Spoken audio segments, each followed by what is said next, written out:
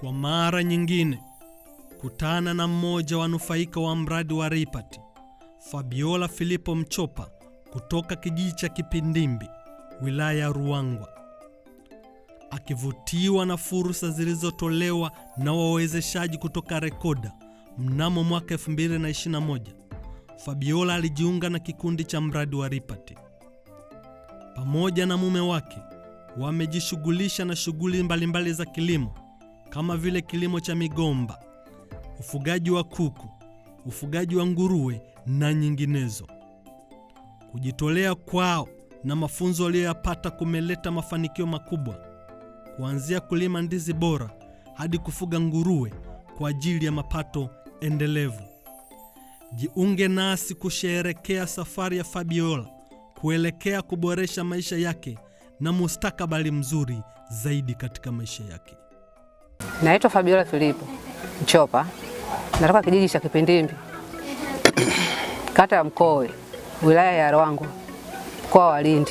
Watu wa Rekoda walikuja mwaka 2021 kuja kutangaza vikundi vya RIPAT.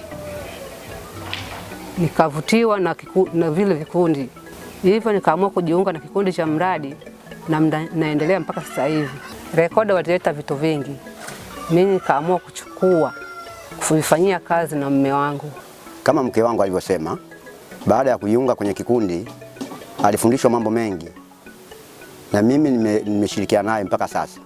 Kama alivyoeleza mke wangu kwamba baada ya kufundishwa huko amekuja huku, tumepokea ule mradi na vitu ambavyo tumeshirikiana naye, kwa mfano migomba, ufugaji wa kuku, nguruwe, kilimo cha maharage, mahindi lishe pamoja na viazi lishe. Baada ya kufika mradi kuna mafanikio makubwa ambayo tumeyaona.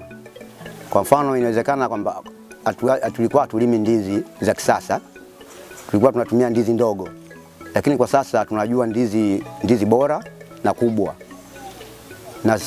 Na sisi hatukuwa na banda la nguruwe, lakini kwa sasa tunalo.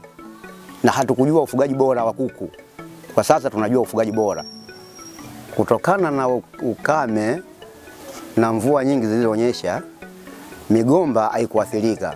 Kwa hiyo tulikosa kuvuna mahindi, migomba ikawa inatusaidia kuvuna na inakusaidia chakula.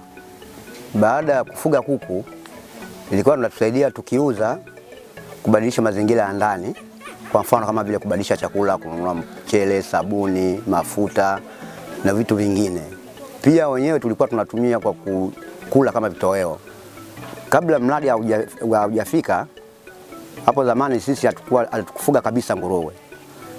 Lakini mke wangu alivyoingia kwenye kikundi, alivyopata mafunzo kule na kupata nguruwe, tukaanza kufuga na tukaelimishwa jinsi ya kusafisha banda, kulisha vizuri.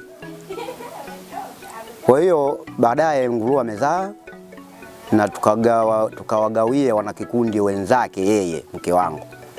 Tukatoa majike 3.